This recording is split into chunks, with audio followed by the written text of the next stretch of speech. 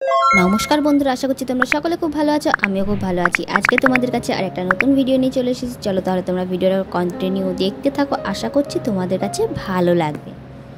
দেখো, আমি বাবাইকে রেডি করে আমি রেডি হয়ে চলেছি আমরা মার্কেটে।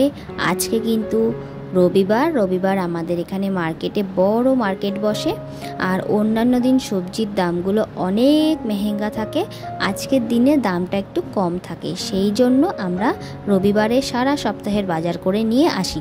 চলো তাহলে বাজারে যাই, আর বাজার থেকে কি কি কেনাকাটা করি, সেই জিনিসগুলো কিভাবে এই দূর দেশে সংরক্ষণ করে রাখি, সেই সমস্ত কিছু নিয়েই তোমাদের কাছে চলে আসবো। চলো তাহলে ভিডিওটা কন্টিনিউ দেখতে থাকো। দাদাভাই রেডি হয়ে গেছে, তোমাদের দাদাভাইয়ের সাইকেলে করে যাব।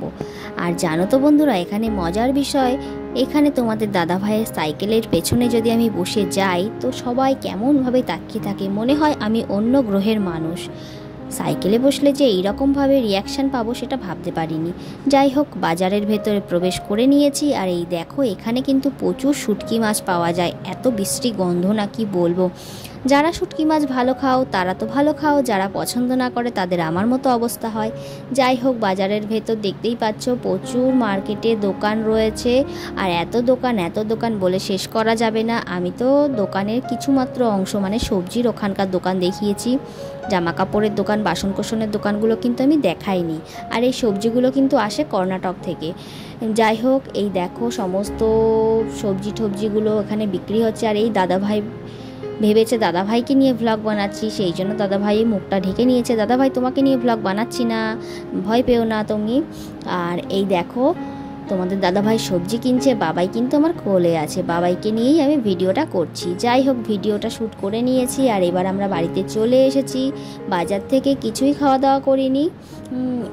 এই জিনিসগুলো কিনেছি, ওখানে ধূপকাঠি আছে, হিং আছে, তারপরে গার্ডার কিনেছি, চুলের ক্লিপ কিনেছি, ন্যাপথলি কিনেছি, আর এইখানে বিস্কুট দেখো, তারপরে আরও অনেক কিছু কিনেছি।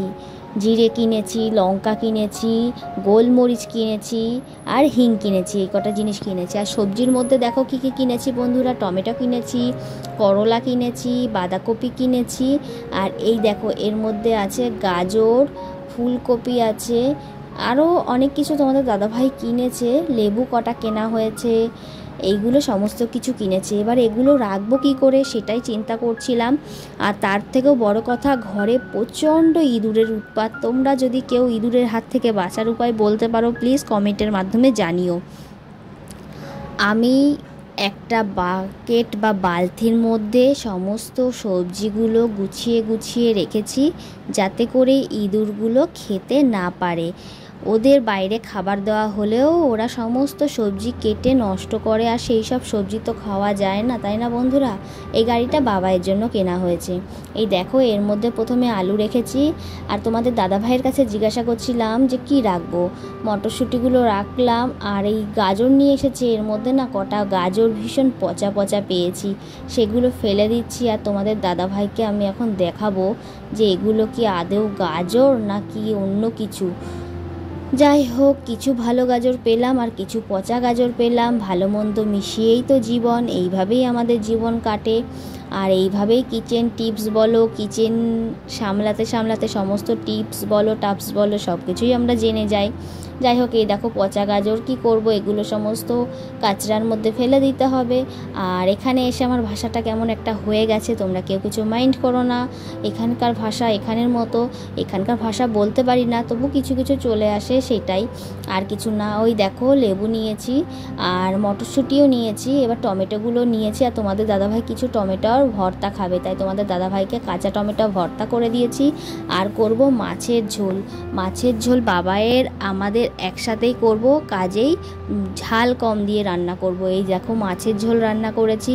আর আমার রান্নার যে জায়গাটা না, ওখানটায় ভীষণ নোংরা দেখায়, মানে তেলটা ছিটে ওরকম হয়ে গেছে। কাজে ওই জায়গাটা তোমাদের দাদাভাইকে বললাম যে একটু সাদা সাদা করে দিতে। তা তোমাদের দাদাভাই বললো যে ঠিক আছে সাদা সাদা করে দেবো, তা স্নানের আগে করে দেবো। আমি বললাম ঠিক আছে তাহলে সাদা সাদাই করে দিও, দেখতে ভালো লাগবে। আর তোমরাও ভাববে যে দিদিভাই পরিষ্কার করে রাখে না, কিন্তু আমি তো পরিষ্কার করে রাখি সব সময়, বাবাইকে সাথে নিয়েই সব সময় পরিষ্কার করে রাখি। তারপরেও তেল ছিটে ছিটে ওই নোংরাটা হয়েছে। তোমাদের দাদাভাই নোংরাটা ভালোভাবে পরিষ্কার করে নিয়ে এই দেখো সিমেন্টের মাধ্যমে জায়গাটা সাদা করে দিচ্ছে। এই দেখো এইভাবে করে দিয়েছে। আমারও ভালো লেগেছে যে না এইভাবে একটু পরিষ্কার করে দিয়েছে। আমার বন্ধুরাও বলবে যে না দিদিভাই তাহলে একটু পয় পরিষ্কার আছে।